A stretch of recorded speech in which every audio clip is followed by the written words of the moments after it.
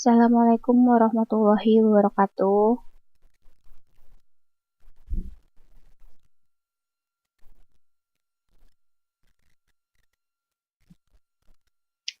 Ya, sambil menunggu teman-teman yang lainnya pada masuk kelas ya.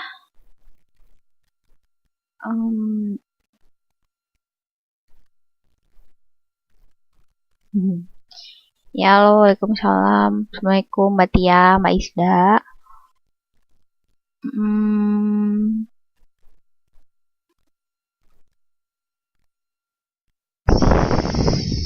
Sebenarnya, nah di sini sebelum kita mulai pembelajaran, di sini saya punya evaluasi. Sebenarnya bukan evaluasi, kayak daftar siswa-siswa yang sudah mengumpulkan latihan soal dan tes formatif untuk bab 1. Di sini ada nama-nama yang tertera. Untuk yang sudah mengumpulkan latihan soal bab 1 dan tes formatif untuk bab 1. Nah, bagi yang belum mengirimkan latihan soal dan tes formatif bab 1, silahkan kirimkan ke ekonomi.kpca@gmail.com lewat email ya. Nah, bagi teman-teman yang merasa udah mengirim tapi namanya tidak ada di tabel ini, silahkan menghubungi saya melalui pesan FB ya setelah kelas ini. Dan untuk tugas yang bab 2 yang kemarin yang belum sempat mengerjakan seperti Mbak Isda, ditunggu tetap kirimkan emailnya secepatnya ke ekonomi.kpca@gmail.com. Oke. Nah, hari ini tanggal 15 Mei 2015, pertemuan untuk ekonomi minggu keempat. Minggu keempat ini kita akan membahas mengenai konsep permintaan atau demand, kemudian ada konsep penawaran atau supply, dan pengertian dan terbentuknya harga keseimbangan. Ya, teman-teman sudah siap belajar? Kita mulai ya. Di bab 3 ini kita mulai dengan permintaan. Di sini saya sengaja mengupload bahan ajarnya itu buku utama kita.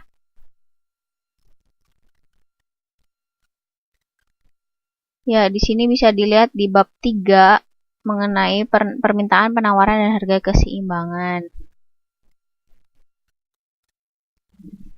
Kalau misalnya di pasar itu kadang-kadang kan harga tuh suka naik, suka turun, begitu ya. Apa-apa yang kita beli itu tuh bisa dipengaruhi oleh keadaan atau kondisi pasar, di mana mungkin permintaan lebih banyak dan penawaran itu lebih banyak. Apa sih konsep permintaan dan penawaran itu sendiri? Bukunya bisa diperbesar atau tidak? Bentar. Bisa sepertinya sebentar. Ya, kalau segini cukup.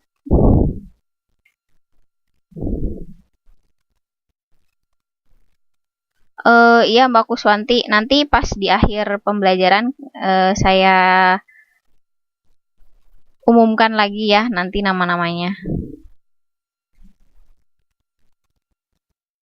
Ya, kalau segini udah cukup ya. Ya. Atau perlu digedein lagi? Oh, oke. Bentar ya, Mbak. Seperti ini. Sudah?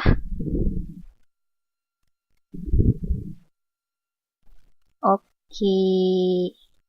Nah, untuk demand itu sendiri atau konsep permintaan itu sendiri itu adalah berapa jumlah barang atau jasa yang biasanya dibutuhkan oleh konsumen. Jadi konsep permintaan ini adalah dilihat dari sudut pandang kita sebagai konsumen. Nah, permintaan ini, tingkat atau jumlah permintaan ini tergantung kepada bagaimana tingkat daya beli kita. Daya beli kita sebagai konsumen terhadap satu barang atau jasa. Dan kadang-kadang permintaan itu merupakan jumlah suatu barang dan jasa yang dibeli oleh para konsumen pada berbagai kemungkinan tingkat harga yang berlaku, juga pada waktu tertentu dan pada tempat tertentu. Jadi permintaan ini dipengaruhi rendah atau tingginya tingkat permintaan itu dipengaruhi oleh satu tingkat harga yang berlaku. Kemudian pada waktu kapan hal itu terjadi dan di mana tempat permintaan itu terjadi. Nah, di sini dalam hukum permintaan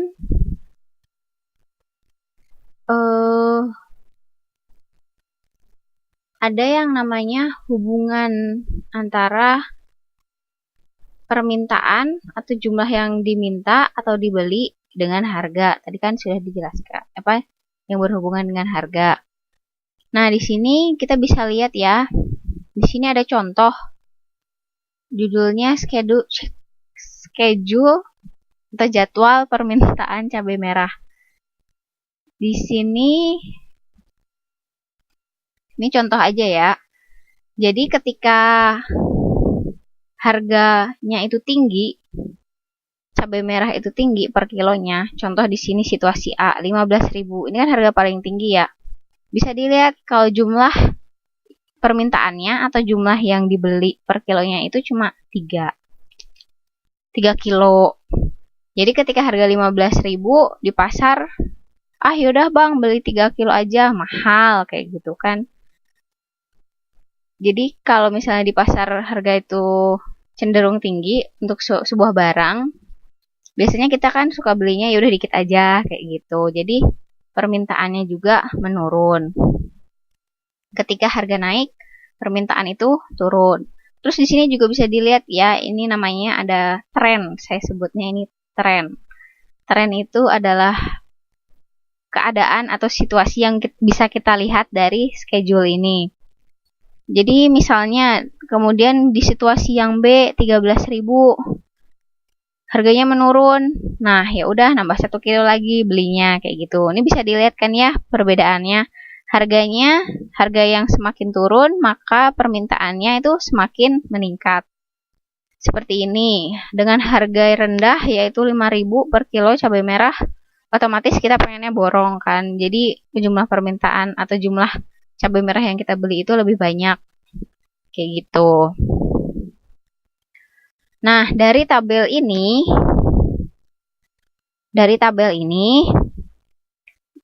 biasanya kita akan buat yang namanya grafik.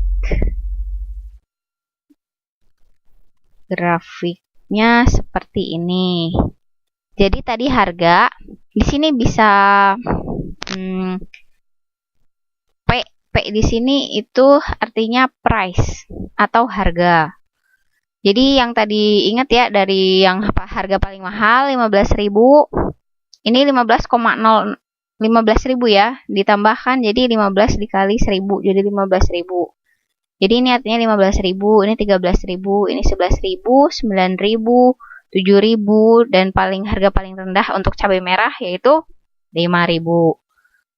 Nah, di sini ini namanya garis vertikal. Garis vertikal. Garis vertikal ini pasti menjelaskan mengenai price atau harga ya. Yang vertikal ini, yang berdiri ini pasti dia menjelaskan mengenai price. Nah, sedangkan di sini ada garis horizontal. Garis yang mendatar ini, di sini ada Q. Q itu artinya quantity atau kuantitas atau jumlah barang yang diminta oleh kita atau kita beli, seperti itu. Jadi setiap garis yang horizontal ini, setiap garis yang tidur ini pasti dia menjelaskan mengenai kuantitas, mulai dari 0 kilo, 1, 2 kilo ataupun apanya itu tergantung dengan ininya ya, keterangan yang sebelumnya ya. Jadi kan kalau tadi cabai merah kan dia pakainya kilogram. Jadi di sini artinya 1 kilo, 2 kilo hingga seterusnya 8 kilo. Nah, caranya kita bikin kurva ini tolong diperhatikan ya. Jadi di sini kita punya angka 0. Pasti di pojok sini nih, ketika garis yang vertikal dan horizontal ini bertemu nih, jadi sudut siku-siku ini, dia pasti nilainya 0. Jadi di mana awalnya bermula, nilai di mana ia bermula. Kalau misalnya harga terendah tadi 5.000, tulis 5, gambar di sini 5.000. 5 bisa, kalau misalnya nulis 5.000 kan kepanjangan, jadi 5 aja. Ntar di sini di P-nya ini dikasih keterangan seperti ini, dikali 1.000, berarti ini artinya 5.000 dan seterusnya hingga 15.000. Nah, ini untuk garis price sesuai dengan tabel yang di atas tadi ya. Terus yang sebelah sini yang kuantitinya. Nah, tadi kan harga 15.000. Kita coba lewat harga 15.000 dulu ya. Kita lihat harganya. 15.000 tadi kan pembeliannya harga 15.000 cabai, kita cuma bisa beli 3 kilo ya. Jadi kita persatukan. Kita temukan titik-titik ini, kita tarik garis 15 ini ke arah sebelah kanan, ditemukan dengan angka 3 kilo ini. Coba tarik ke atas. Nah, ketemu satu titik. Nah, ini 1.1. Satu titik. Kemudian selanjutnya yang 13 kilo, itu jumlah permintaan kita kan 13.000 harga cabai. Permintaan yang bisa kita beli kan itu kan 4 kilo. Jadi kita temukan kembali 13.000, harga 13.000 dengan tingkat permintaan kita atau tingkat pembelian kita yaitu 4 kilo. Selanjutnya sama ya, hingga harga terendah tadi 5.000 rupiah per kilogram, sehingga kita bisa membeli 8 kilo. Nah, di sini ya. Jadi ketemu nih titik-titiknya. Nah, titik-titik yang sudah tadi ditemukan, pertemuan tadi antara harga dan kuantitas, kita tarik garis. Nah, ini kan jadi arah garisnya itu menyerong ke kanan ya, serong ke kanan ke bawah. Kayak gitu. Nah, ini tuh ada artinya. Arah kurva ini ke kanan, berarti dia menunjukkan bahwa jumlah yang diminta akan meningkat ketika harga turun, kayak gitu. Kemudian, nah ini ada sebuah asumsi, namanya asumsi ceteris paribus. Bisa dilihat ya di sini definisinya. Ceteris paribus adalah suatu asumsi bahwa semua faktor lain yang turut mempengaruhi dianggap tidak berubah atau konstan.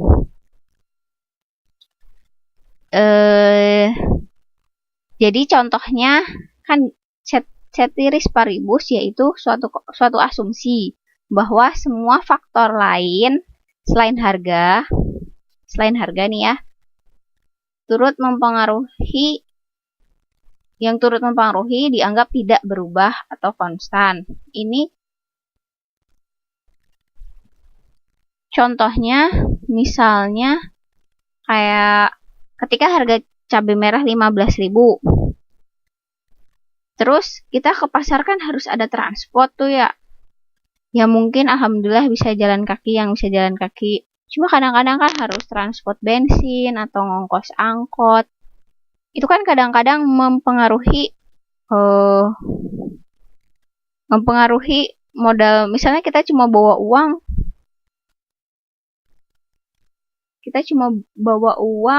20.000.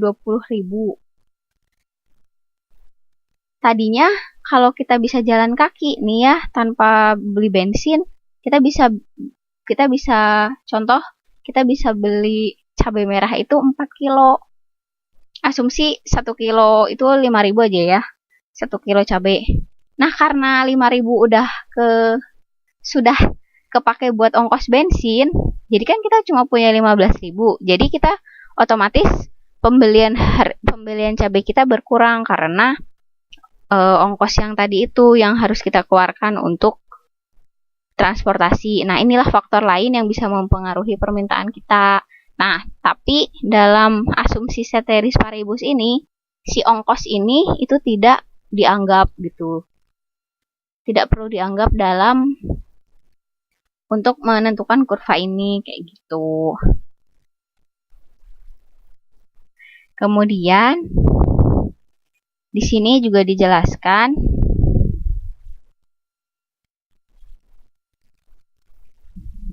apabila barang yang dibeli pada setiap harga lebih banyak, maka kurva permintaan bergeser ke kanan. Sehingga setiap harga menunjukkan kuantitas yang lebih besar dari sebelumnya. Dan apabila barang yang dibeli pada setiap harga lebih sedikit, kurva permintaan bergeser ke kiri sehingga pada setiap harga menunjukkan kuantitas yang lebih sedikit dari sebelumnya. Ya, ini sama aja kayak tadi ya. Jadi kalau tinggal digeser-geser aja nanti. Kalau misalnya nih harga 5.000, ketika dia harga 5.000 ternyata permintaan kita cuma 7, jadi ini tinggal digeser aja titiknya segini. Kayak gitu. Ntar kalau misalnya harga 5.000 kita ternyata bisa permintaan kita bisa 9 kilo. Berarti tinggal digeser dari titik 8 ini nanti ke titik 9. Kayak gitu. Oke.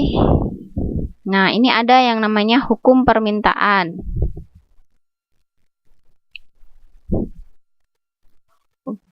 Hukum permintaan ini menerangkan mengenai sifat hubungan antara perubahan harga suatu barang dan perubahan jumlah barang. Jadi, hubungan antara perubahan suatu harga barang dan jumlah barang yang diminta atau dibutuhkan. Nah, hukum permintaan ini harus diingat. Inilah hukum permintaan, yaitu apabila harga barang turun, maka permintaan akan bertambah. Dan apabila harga naik, maka permintaan akan berkurang. Nah, ini yang harus kita ingat. Satu kalimat ini yang harus kita ingat-ingat, paham begitu ya tentang hukum permintaan yang menyatakan bahwa jika harga barang turun, maka permintaan akan bertambah. Sebaliknya, bila harga naik, maka permintaan akan berkurang atau turun.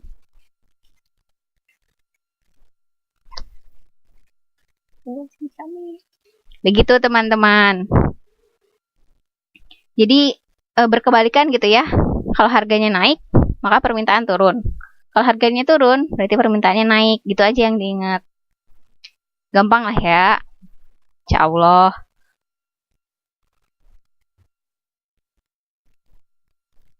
Kalau misalnya ada yang mau bertanya, chat aja ya.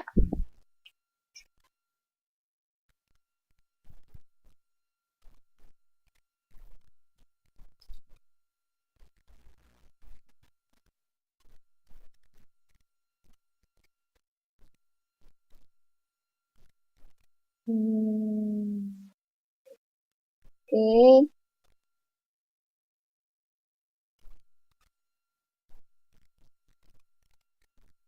Sampai sini ada yang mau ditanyakan? Atau sudah paham semuanya? Ini baru dasarnya aja sih.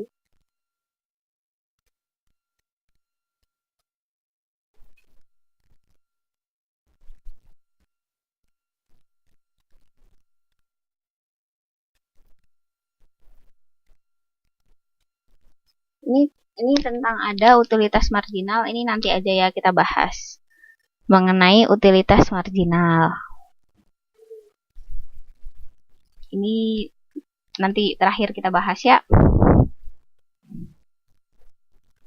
Ya, ada pertanyaan sampai sini udah paham semua? Paham ya? Kemudian ada di sini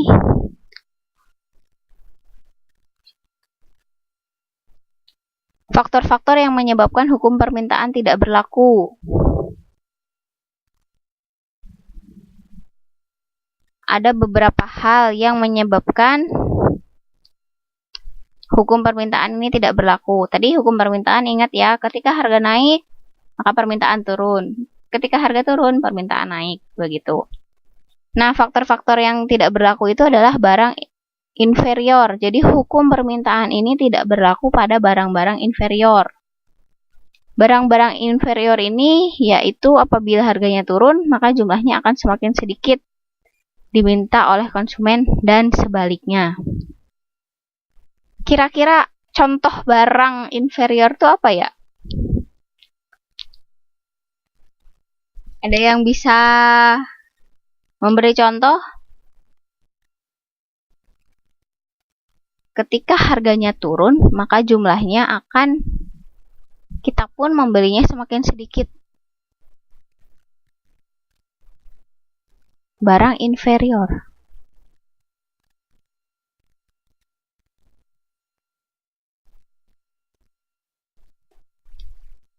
Kursi, meja. Kursi atau meja. Kenapa bisa dibilang barang inferior? Apakah, soalnya saya belum pernah sih membeli kursi dan meja ya. Tapi kita diskusi deh. Kalau misalnya harga kursi turun, kita belinya juga jumlah yang kita beli juga turun. Apakah itu turun juga?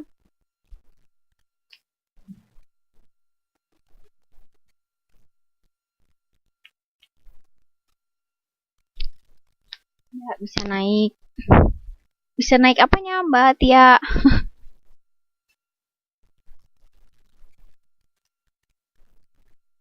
Ya, yang beli bisa banyak ya. Apalagi untuk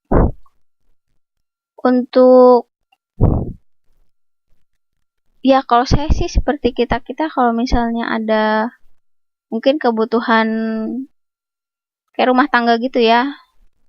Tunggu harganya turun lah kayak gitu. Kita malah beli kayak gitu kan kadang-kadang. Nah, ini barang inferior ini ntar ya kita jadikan PR ya. Emas. Ya, bisa. Tergantung sih sebenarnya emas itu. Kalau harganya turun, semakin sedikit yang menjual, Mbak. Bukan semakin sedikit yang membeli. Kalau emas itu ketika harganya turun, yang membeli itu semakin banyak malahan kalau menurut saya. Yang menjualnya yang sedikit. Gitu. Kalau beras ketika harganya turun, apakah daya beli kita juga turun? Ayo. Ketika beras murah justru saya membeli yang cukup banyak.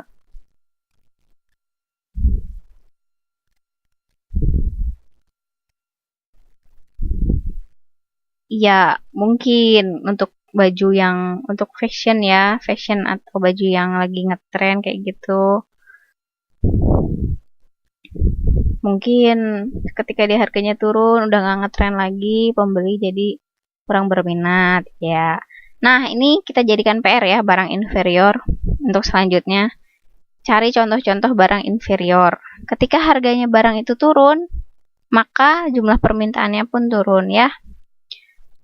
Terus selanjutnya yang faktor yang tidak dipengaruhi untuk hukum permintaan ini adalah hubungan kualitas harga.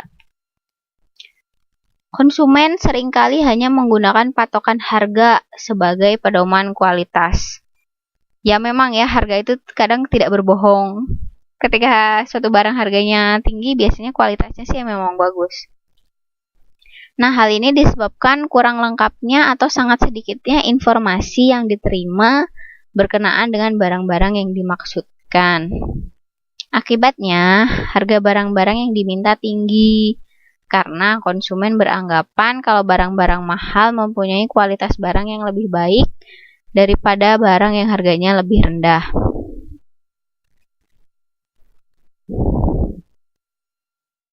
Ya, biasanya ini sering banget ya sama kalau misalnya tentang fashion dan sebagainya.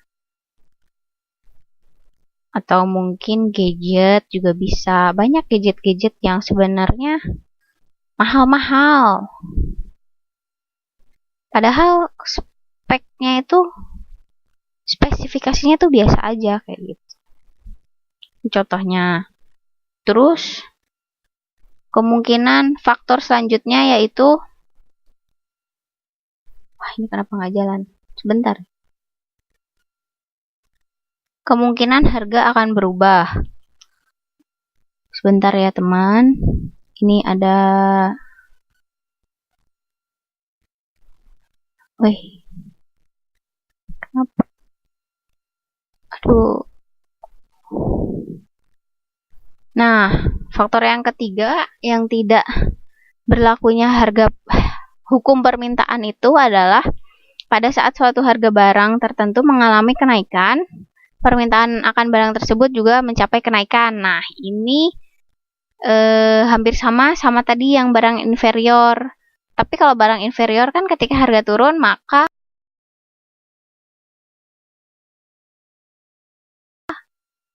permintaan akan barang tersebut juga naik. Hal tersebut dikarenakan masyarakat mempunyai kekhawatiran apabila barang akan terus naik. Nah, contoh di masa inflasi, harga barang naik tetap melebihi kebutuhannya karena takut harga akan semakin naik. Jadi ini bisa terjadi di masa-masa tertentu ya. Jadi contohnya kayak tiket pesawat. Tiket pesawat ketika Hamin 1 tahun atau Hamin 1 bulan kita memesan tuh misalnya ya pas lebaran kayak gitu kan. Misalnya harganya cuma 1.500.000 Jakarta Taipei Jakarta. Tapi lama-lama kan harga itu akan naik kan semakin mendekati tanggalnya. Jadi karena kita takut si harga tiket pesawat itu naik, jadi kita pasti permintaan untuk tiket pesawat itu lebih banyak seperti itu. Contohnya. Nah, kemudian di sini ada faktor-faktor yang mempengaruhi permintaan. Yang pertama adalah adanya barang yang mempunyai hubungan erat atau substitusi. Menyatakan bahwa jumlah suatu barang yang diminta akan berubah apabila barang-barang yang mempunyai hubungan erat juga berubah. Di sini dikasih contohnya adalah beras. Beras itu kan bisa digantikan atau disubstitusi. Substitusi ini adalah pengganti. Bisa dibilang pengganti ya. Jadi kalau misalnya beras nggak ada, toh kita bisa makan jagung. Kalau jagung nggak ada, kan kita bisa makan sagu. Kalau sagu nggak ada, masih ada singkong, ketela, dan sebagainya. Jadi kalau misalnya harga beras lagi naik dan kita tidak bisa membeli, jarang sih sebenarnya. Jika harga beras naik, jadi mendingan kita beli jagung aja yang harganya biasanya lebih murah kayak gitu. Kemudian faktor yang lainnya itu sebentar.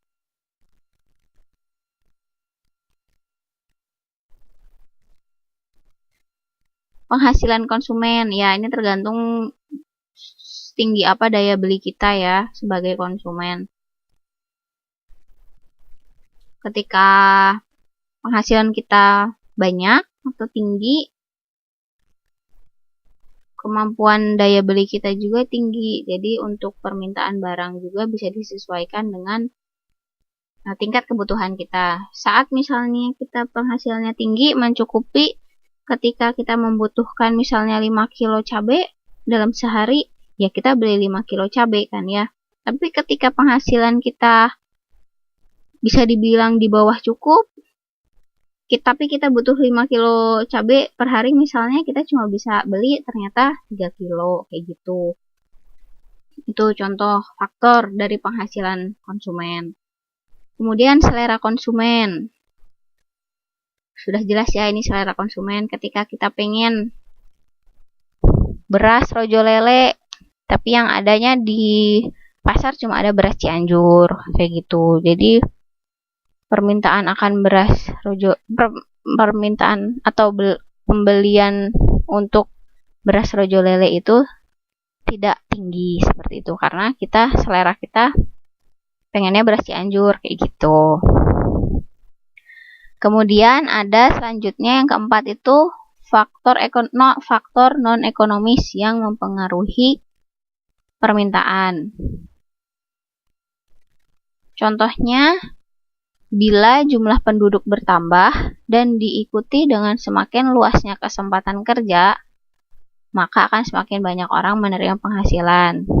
Hal ini berarti bertambahlah daya beli kita yang pada dasarnya akan menambah permintaan. Nah, selain pertambahan penduduk tadi yang jadi contohnya tadi, ada juga faktor ekonomis lainnya seperti bencana alam, gangguan keamanan dalam masyarakat, tradisi, dan mode. Nah, kalau bencana alam, kalau tradisi, kita mulai dari tradisi dulu. Nah, tradisi ini contohnya kalau pas lebaran. Walaupun kenaikan harga cukup tinggi, orang tetap akan membelinya. Nah, ini permintaan ini namanya inelastis. Tetapi apabila tidak didasarkan tradisi, permintaan ini akan bersifat elastis. Ya, kalau lebaran misalnya harga daging, harga ayam, harga santan pada naik, tapi tetap aja kan kita harus beli. Nah, terus yang kedua, mode. Mode juga mempengaruhi permintaan terhadap suatu barang. Apabila barang tersebut sedang digandrungi oleh masyarakat, maka berapapun naiknya harga akan tetap dibeli. Maka permintaan ini bersifat inelastis, demikian sebaliknya. Mode ini udah cukup jelas ya, misalnya kalau baju, misalnya ada mukena Maroko, lagi ngetren sekarang, pernah dibeli, walaupun harga itu tinggi ya, kayak gitu contohnya. Nah, di sini ada perubahan permintaan.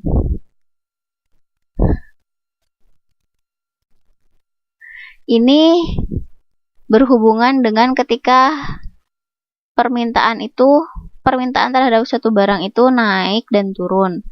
Tadi kan yang dijelaskan ya di kurva yang pertama, di grafik yang pertama yang kita menarik garis miring ke arah kanan bawah itu, misalnya itu normalnya ya. Normalnya nih, misalnya normalnya itu ini nih, yang tadi harga cabai. Harga normal ini.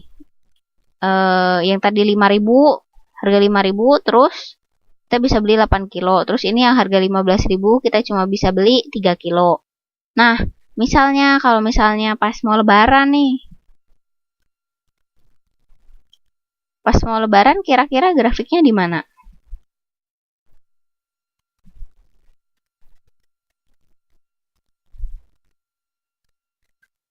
Kalau pas lebaran pasti grafiknya naik ya.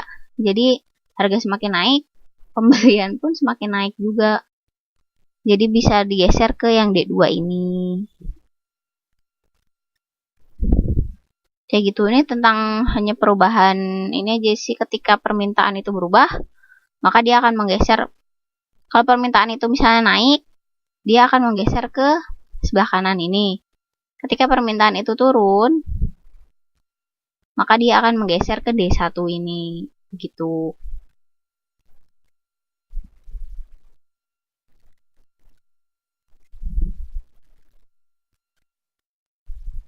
Nah, ketika kurva ini, jika kita mendapatkan kurva yang bergeser ke kiri bawah ini, berarti itu ada penurunan pendapatan. Biasanya disebabkan oleh penurunan pendapatan atau turunnya harga salah satu barang substitusi, atau suatu kenaikan harga barang, ataupun adanya perubahan selera konsumen.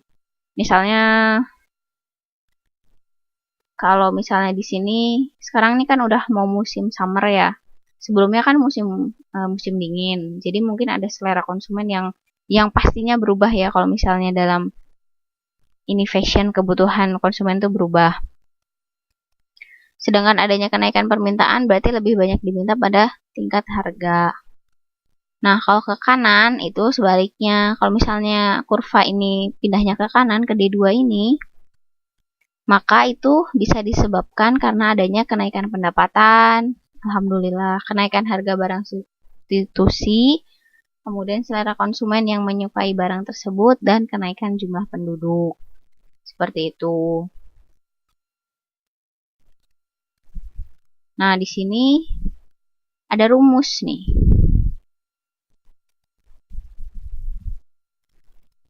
Keterkaitan antara permintaan dan faktor-faktor di atas itu bisa dirumuskan seperti ini. dx ini adalah jumlah permintaan. Ini itu F itu adalah bisa dibilang frekuensi atau terdiri dari harga dipengaruhi oleh faktor ini. F faktor yang dipengaruhi oleh harga barang yang bersangkutan, harga barang substitusi, pendapatan konsumen, selera konsumen, D, dan E itu faktor non-ekonomis. Ini cuma dihafalin aja sih. Jadi yang mempengaruhi jumlah permintaan berubah tuh ini ada 1, 2, 3, 4, 5 hal ini. Begitu.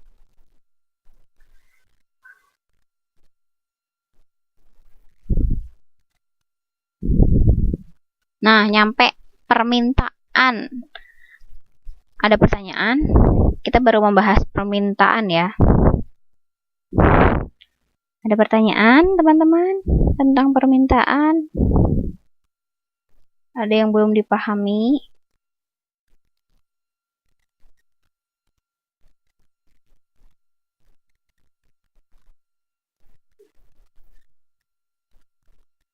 Untuk 1 jam pertama ini yang masuk kelas baru 7 orang ya. Teman-teman yang lainnya kemana ya?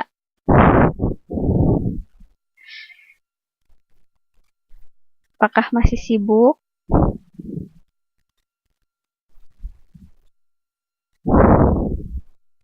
Oh iya ya.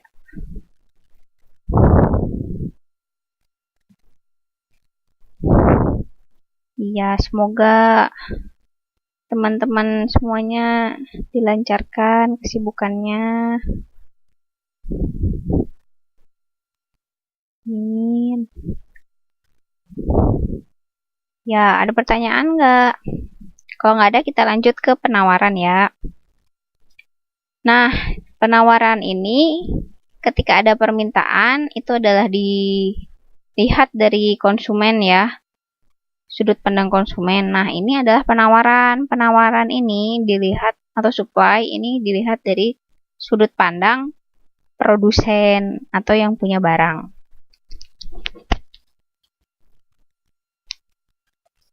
Oh iya, nggak apa-apa Mbak Purwi. Nah, di sini konsep penawaran yang harus kita pahami adalah pihak pengusaha atau produsen menyediakan barang yang diminta guna memenuhi kebutuhan konsumen akan suatu barang. Barang dan jasa hasil produksi ini dijual kepada konsumen menurut tingkat dan harga tertentu. Jadi pengusaha pun juga memikirkan harga seberapa sih harga yang segimana sih yang harus saya jual kepada konsumen biar laku gitu, biar konsumen itu bisa membeli seperti itu. Pengertian penawaran ini berkaitan dengan penyediaan dan penjualan barang dan jasa. Jumlah barang dan jasa yang tersedia untuk dijual pada tingkat harga tertentu dan waktu tertentu. Ini sama ya dengan konsep penawaran yang konsep permintaan yang sebelumnya berkaitan dengan harga, tempat, dan waktu. Di sini pun kita punya contoh schedule. Nah, kalau di sini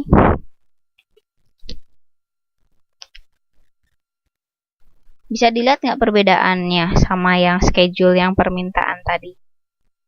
Kalau schedule permintaan tadi kan ketika harganya tinggi, permintaan sedikit. Nah, kalau di sini ketika harganya tinggi, yang ditawarkan oleh perusahaan itu juga besar. Nah, bisa dilihat ya ini di situasi A. Harga per kilogram beras itu 4.000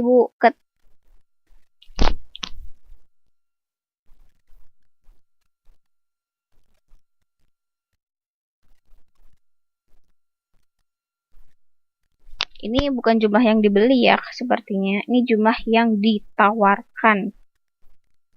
Kalau menurut saya ini harusnya sih jumlah yang ditawarkan.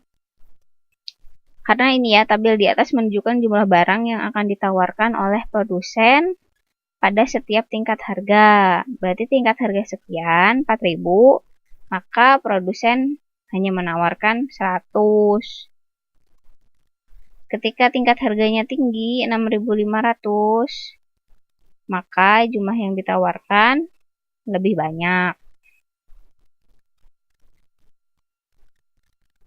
Nih ya, bisa dilihat ya, bahwa produsen atau penjual akan menawarkan barang atau beras sebanyak-banyaknya saat harga beras naik. Jadi, semakin tinggi harga beras, semakin banyak beras yang ditawarkan. Begitu. Nah, dari tabel ini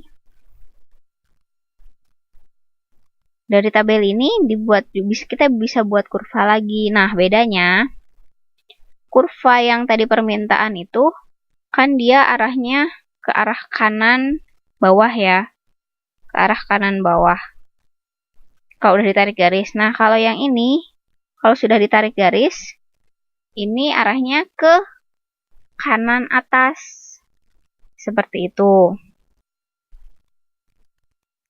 Dari kiri bawah ke kanan atas. Menghubungkan jumlah yang ditawarkan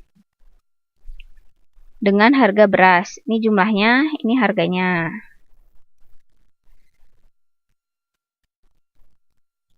Kemiringan ke kanan atas ini menunjukkan bahwa jumlah yang ditawarkan itu meningkat dengan meningkatnya harga barang. Meningkat semua. Jadi ketika harga barang naik, maka kuantitas barang tersebut juga yang ditawarkan juga naik. Nah, inilah hukum penawaran yang barusan saya katakan ya. Hukum penawaran yang harus kita hafalkan ini. Hukum penawaran menyatakan bahwa semakin tinggi harga suatu barang, maka jumlah barang yang ditawarkan pun semakin banyak. Jadi, harga barang naik, penawaran pun juga naik. Begitupun sebaliknya. Harga barang rendah, maka jumlah penawaran pun sedikit. Kayak gitu ya, yang harus diingat, dihafalkan. Ini hukum penawaran. Hukum penawaran. Harga tinggi, maka penawaran turun. Harga tinggi, maka penawaran pun naik.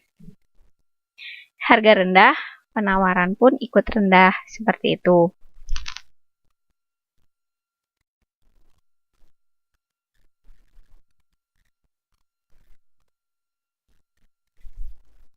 Sampai sini ada yang mau ditanyakan? Sampai hukum penawaran? Mengerti ya semuanya?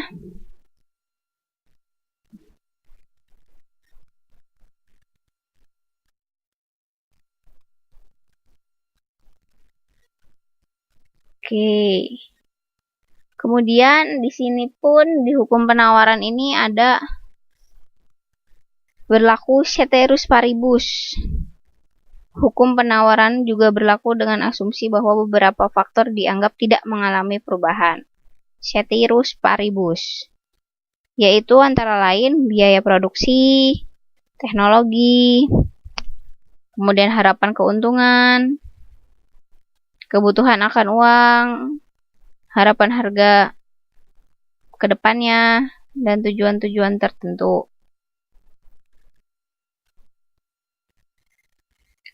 Biaya produksi ini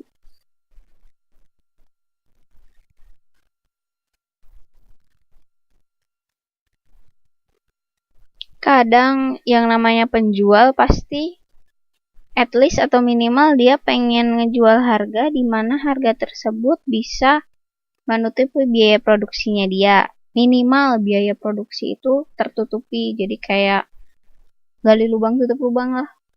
Kita ngeluarin 5.000, kita jual 5.000, ya kita dapat 5.000 lagi. Walaupun kita nggak dapat apa-apa, itu minimal sebenarnya. Kemudian teknologi. Ketika suatu perusahaan mempunyai mesin berkapasitas tinggi atau mesin yang lebih modern, maka kuantitas barang yang dihasilkan kan lebih banyak. Otomatis dia bisa menawarkan produk yang lebih banyak atau barang yang lebih banyak begitu. Kemudian harapan keuntungan. Ya, yang namanya penjual pasti narik keuntungannya kan berbeda-beda ya teman-teman.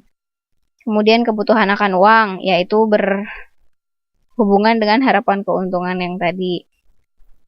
Tapi di sini kalau harapan keuntungan itu lebih kepada diri mereka sendiri. Nah, kalau kebutuhan akan uang ini berpengaruh kepada misalnya pekerja-pekerja yang harus dibayar atau membayar utang atau membayar dan sebagainya.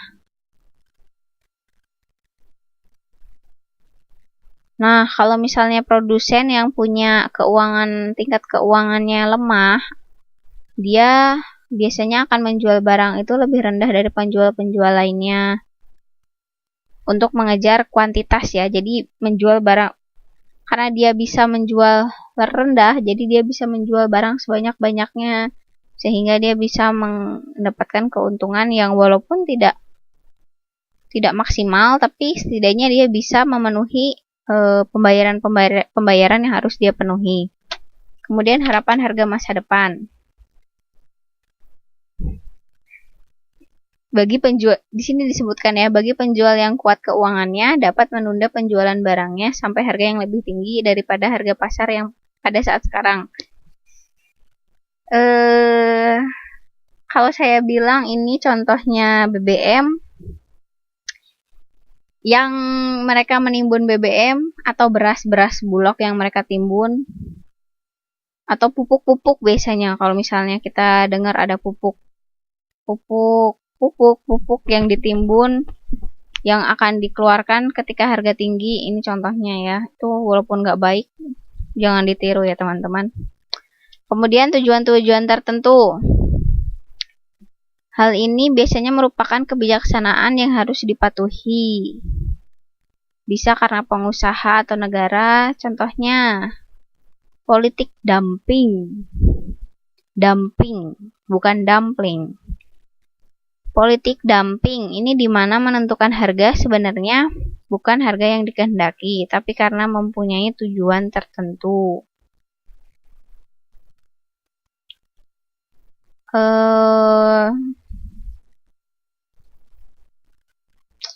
Contohnya harga BBM itu kan ditentukan oleh pemerintah ya, ditentukan oleh negara. Biasanya ini dikenakan untuk mengatasi inflasi, sehingga barang-barang kebutuhan pokok itu tidak pada naik. Walaupun pada kenyataannya untuk sekarang ya, mau BBM itu dinaikkan atau diturunkan, tetap aja harga barang-barang naik. Ya sayangnya sih itu. Tapi secara teori negara mengatur atau mengontrol harga BBM itu untuk juga mengontrol inflasi agar harga barang-barang itu tidak naik seperti itu. Nah, di sini ada nih faktor-faktor yang menyebabkan hukum penawaran tidak berlaku. Ada beberapa hal faktornya, yaitu terjadinya kurva penawaran yang vertikal. Ini menunjukkan bahwa berapapun harga barangnya tidak mempengaruhi jumlah barang yang ditawarkan atau jumlah barang yang ditawarkan tetap. Nah, di sini ada harganya nih, harganya sekian. Jumlahnya akan tetap sekian. Harganya walaupun harganya rendah atau tinggi, mau sangat mahal atau sangat murah, itu tetap aja jumlah penawarannya itu sekian.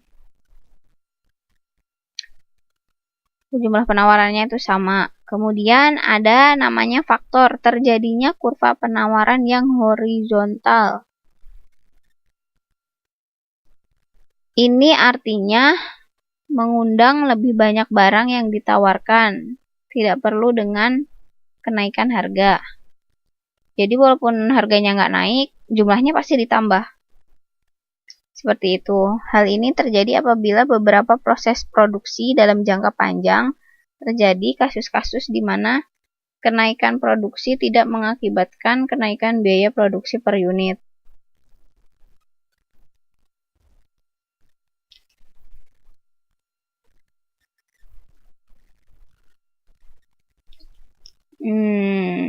Terus yang ketiga, terjadinya kurva penawaran yang lengkung membalik. Agak ini ya, bingung ya kurvanya seperti ini bentuknya. Kalau ini kan lurus-lurus aja ya, jadi walaupun harga itu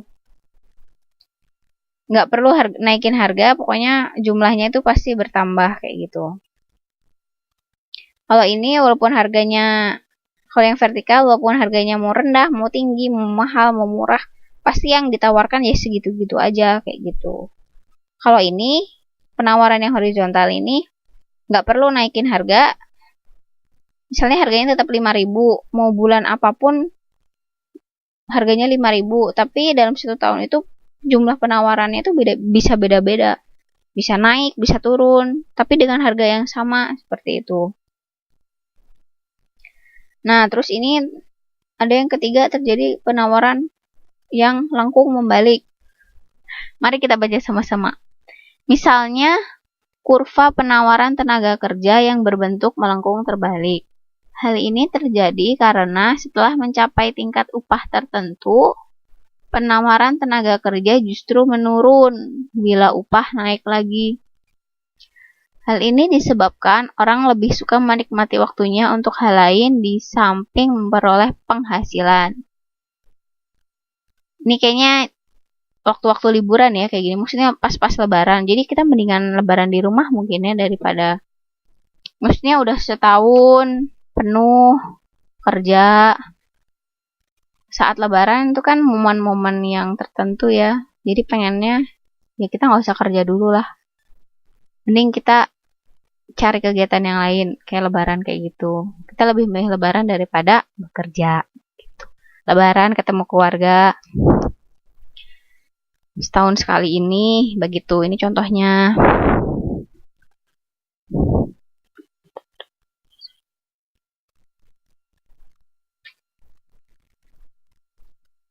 Nah, adapun faktor-faktor yang mempengaruhi penawaran. Di sini harga barang itu sendiri, harga barang lain, biaya produksi, kemajuan teknologi. Ada 4 ya. Beda sama yang tadi permintaan itu ada 5. Nah, kalau yang ini kita bahas satu-satu. Faktor yang mempengaruhi penawaran harga barang itu sendiri. Berarti harga barang naik.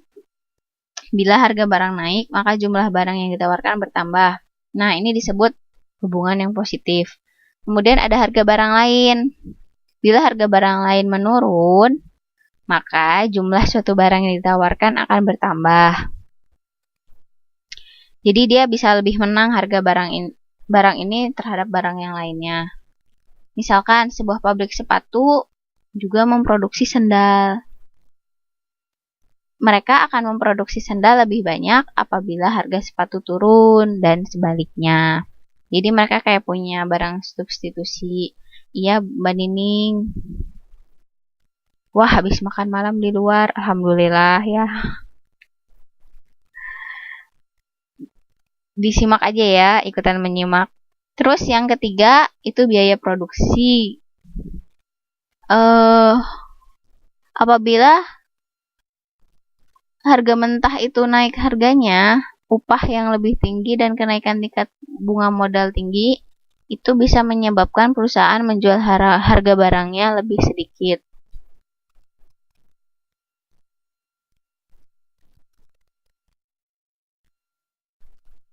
Ya, karena faktor produksi. Jadi ini kayak misalnya harga daging naik nih. Tukang bakso tuh kalau nggak naikin harga pasti bikin baksonya lebih kecil. Nah, ini contohnya. Menjual harga barangnya lebih sedikit. Kemudian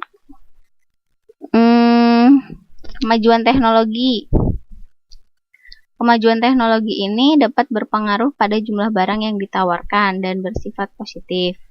Misalkan, dengan ditemukannya mesin atau alat yang lebih efisien, menjadikan menurunnya biaya produksi sehingga pengusaha akan menambah jumlah barang yang diproduksi. Yang saya ceritakan tadi ya, ketika perusahaan punya mesin modern yang lebih bagus, pasti jumlah barang yang diproduksinya pun lebih banyak dan berkualitas, biasanya lebih berkualitas.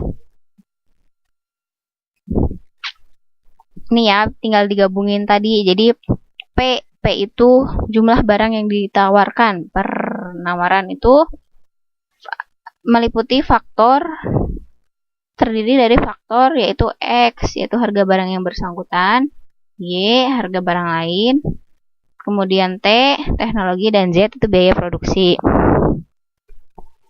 Sama halnya seperti permintaan, penawaran ini juga bisa terjadi pergeseran.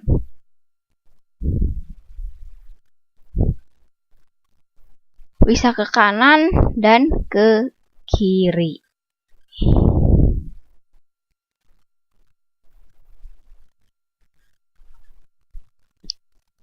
Apabila penawaran berkurang, maka dia akan bergeser ke kiri.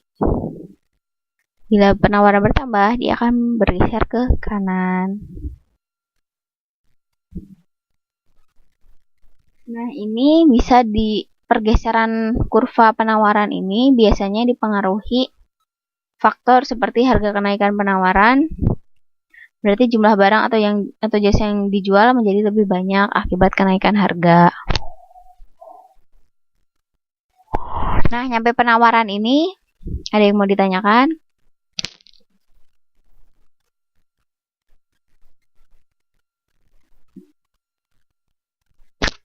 Atau sudah paham semua?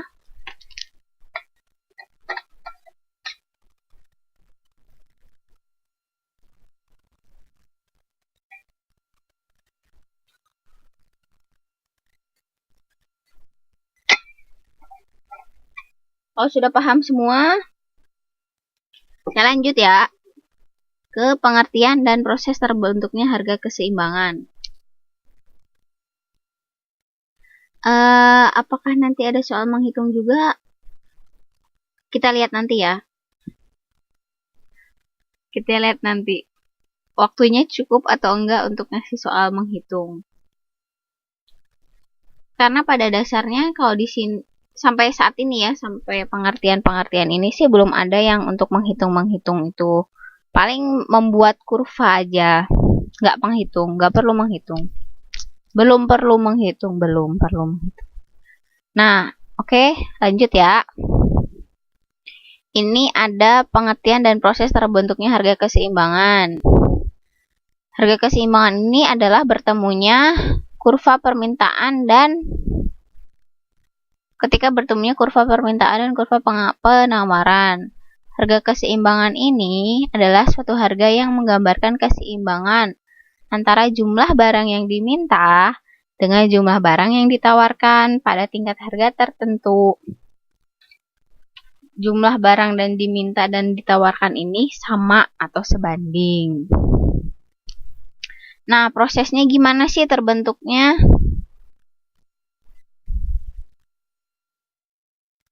Dipengaruhi oleh hukum permintaan dan penawaran. Di sini ya, bisa dilihat contohnya. Skala permintaan dan penawaran sepatu. Nah, ketika harga 10.000, sepatu itu permintaannya 100, ditawarkannya 700. Karena ingat ya tadi, ketika harganya tinggi, permintaan itu rendah. Ketika harga tinggi, penawaran itu juga tinggi. Kemudian, ini harusnya 500 ya sepertinya. 500 ya, bukan 50. Ketika harga 9.000, permintaan 200, penawarannya 500. Nah, di sini nih ketemu. Pada saat harga 8.000, permintaan ini 300 dan penawaran itu pun 300. Nah, di sini ketika nilai antara nilai permintaan dan penawaran ini sama, inilah kita sebut keseimbangan atau equilibrium. Di sini dari tabel ini juga kita bisa gambar grafiknya ya. Grafik harga keseimbangan. Pertama, bikin grafik kayak gini, bikin dulu aja grafik yang permintaan. Jadi harganya kan sama semua ya. Terus nilainya pun tinggal tambah 100. Kelipatan 100 kayak gini aja. Jadi ditemukan harga yang 10.000 dengan permintaan yang 100 dan seterusnya, dan penawarannya itu pun juga berlaku. Di sini jangan lupa untuk vertikal garisnya ini adalah untuk price, atau di sini disebutnya Y, garis Y, dan di sini X atau quantity, kuantitas atau jumlah. Nah, disinilah harga 8.000 kan, mereka bertemu 300 seperti ini. Inilah namanya titik equilibrium, titik keseimbangan. Ini disebut titik keseimbangan.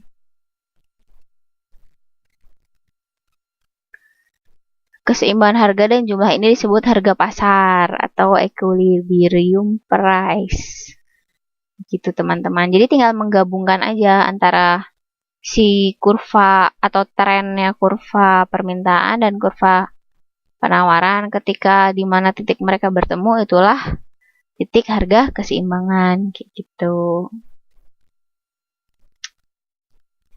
Sampai sini mengerti ya?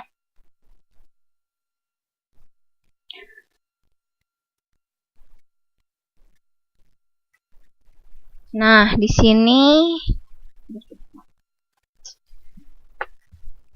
selanjutnya ada tentang golongan pembeli dan penjual. Mereka itu punya perbedaan harga subjektif dalam memutuskan untuk membeli atau menjual suatu barang. Nah, harga pasar inilah yang biasanya dijadikan pedoman bagi produsen untuk menjual barang produksinya. Jika biaya produksinya lebih tinggi daripada harga pasar, maka produsen tidak dapat menjualnya. Harga pasar akan memisahkan pembeli yang mampu dan pembeli yang tidak mampu.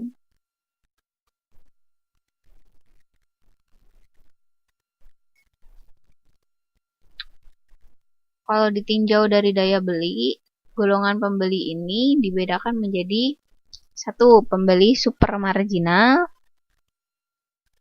yang dia pendapatannya sepertinya lebih tinggi, jadi dia daya belinya itu di atas harga pasar. Kemudian pembeli marginal, yaitu pembeli yang daya belinya sama dengan harga pasar. Kemudian pembeli submarginal, yaitu pembeli yang daya belinya di bawah harga pasar. Mengerti ya, ini tentang golongan pembeli. Kemudian adapun golongan penjual itu dibedakan menjadi 3 juga. Super marginal, yaitu penjual yang mampu menentukan harga jual di bawah harga pasar. Kalau penjual marginal, ini adalah penjual yang menentukan harga sama dengan harga pasar. Kalau penjual submarginal, yaitu penjual yang mampu menentukan harga subjektifnya di atas harga pasar, kayak gitu.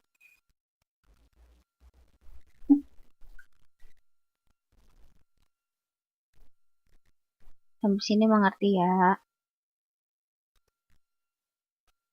Premi, ini ada disebut tentang premi. Premi ini adalah keuntungan yang bisa didapatkan oleh produsen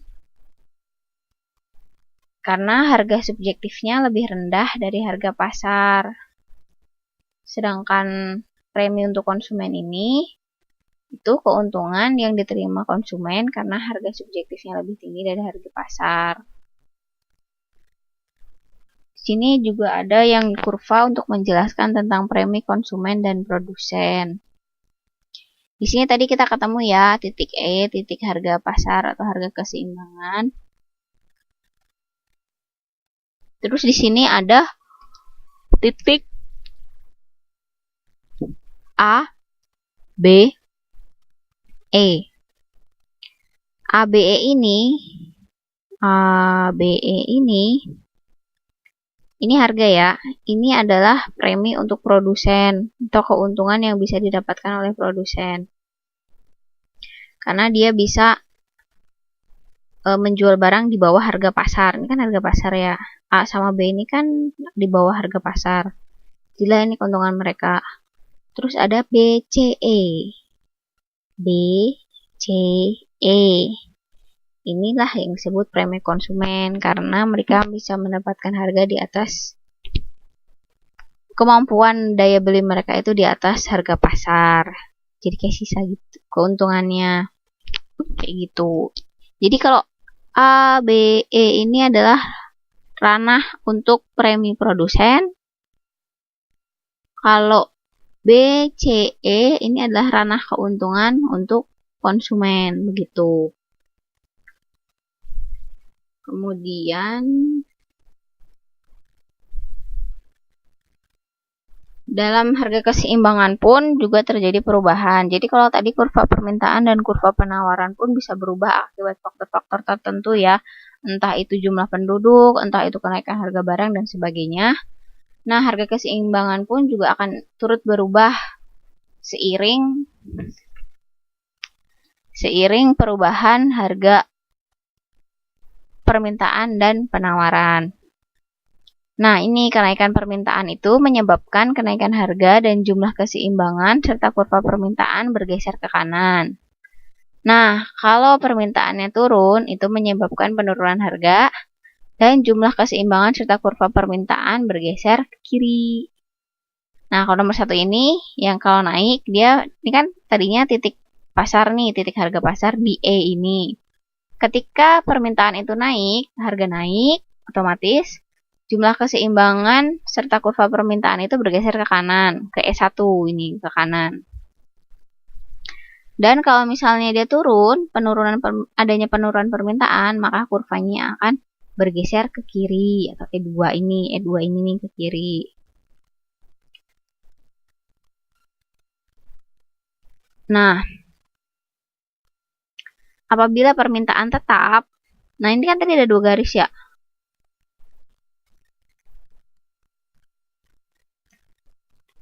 Nah, apabila permintaan tetap, maka berlaku hal berikut ini. Ini gambar yang ini nih.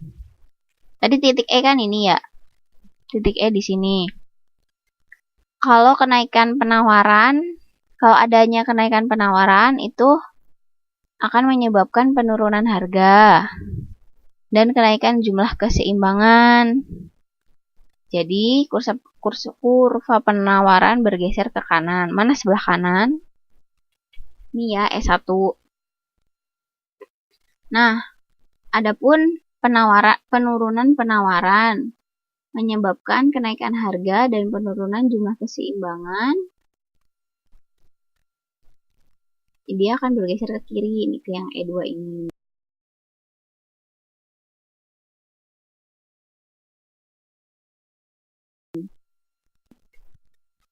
Ini kan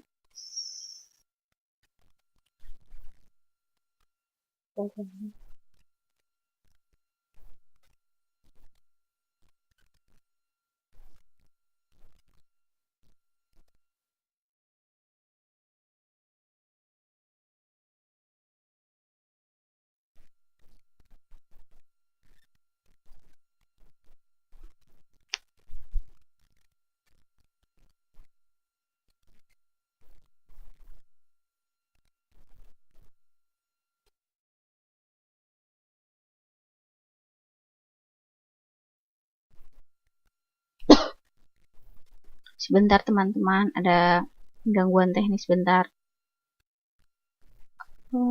Ya, di sini ada pertanyaan. Mas Aryo Widodo. Berarti harga-harga naik disebabkan berlakunya hukum permintaan ya?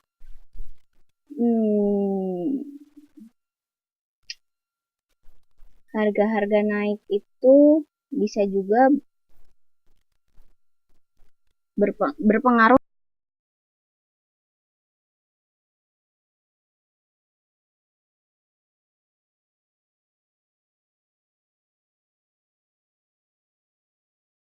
dari harga pasar, permintaan dari pasarnya itu naik.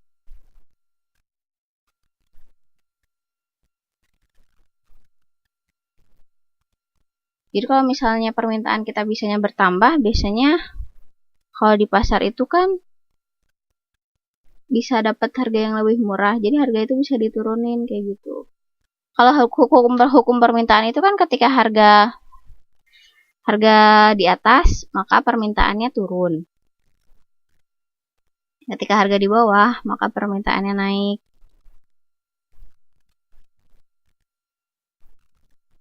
Kalau permintaan naik, berarti yang kita lihat itu dari hukum permintaan itu adalah ketika harga naik, maka permintaannya akan turun. Kalau yang naik dan naik atau berkorelasi positif itu penawaran. Ketika harganya tinggi, maka penawaran pun juga akan naik. Harga di sini itu memang terkadang berasal dari faktor konsumen kita sendiri, tapi harga ini lebih cenderung ditentukan oleh keadaan pasar. Keadaan pasar ini biasanya dipengaruhi oleh tingkat inflasi yang dikontrol oleh pemerintah. Begitu.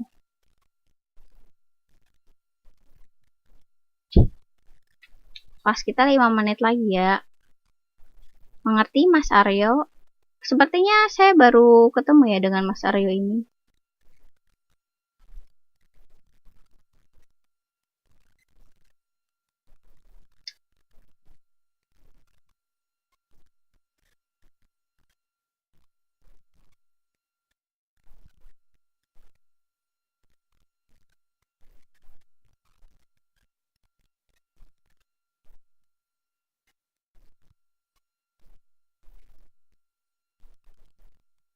Nah, selanjutnya untuk 5 menit terakhir ini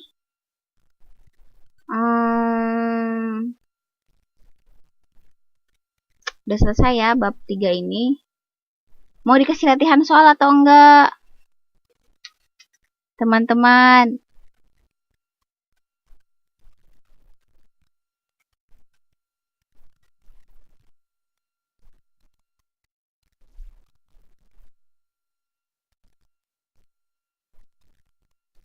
Ya, mungkin entah siapa ya, Aryo Widodo itu. Kita sambut saja, berarti dia kan punya keinginan untuk belajar mungkin, pengen tahu.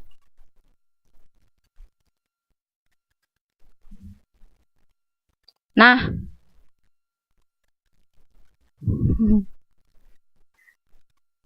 tugasnya nggak mau dikasih tugas ini teh.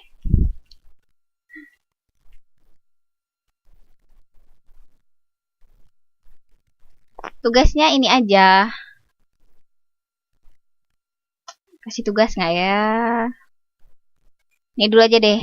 Kita review lagi ya. Buat yang daftar pengumpulan yang bab 1 kemarin. Di sini ada nama-nama yang email yang sudah saya terima. Untuk bab 1 ya, baru yang bab 1. Bab 2-nya belum saya review. Di sini ada beberapa yang sudah mengumpulkan latihan soal bab 1, tapi tes formatifnya belum. Nah, bagi yang belum, seperti Mbak Nining, mungkin bisa mengirimkan, saya tetap tunggu, tolong kirimkan hasil jawabannya untuk latihan soal dan tes formatif bab 1. Mohon dikirim ke ekonomikpca@gmail.com. Oke. Nah, beserta yang kalau misalnya yang belum untuk latihan soal dan formatif bab 2-nya ya, tugas dan formatif bab 2-nya silahkan kirimkan juga. Nah, bagi teman-teman, nah Mbak Wiwin untuk bab 1 udah, tapi namanya belum tertera ya. Nah, bagi teman-teman kalau misalnya kayak Mbak Wiwin yang untuk bab 1 udah mengirimkan tapi namanya belum ada di sini, coba nanti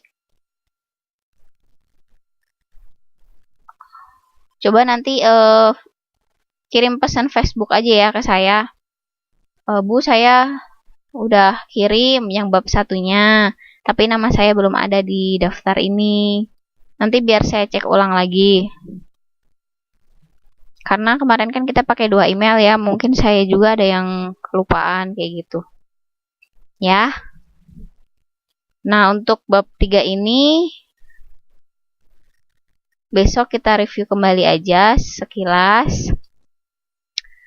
Nah, untuk hari ini sekian dulu untuk bab 3-nya. Semoga bermanfaat ilmunya, barokah dunia dan akhirat. Mudah-mudahan kerjaan semua teman-teman lancar juga. Tetap belajar, tetap semangat. Semoga kita bisa ketemu lagi minggu depan di kelas ekonomi ya. Amin. Makasih semuanya buat yang udah hadir. Assalamualaikum warahmatullahi wabarakatuh.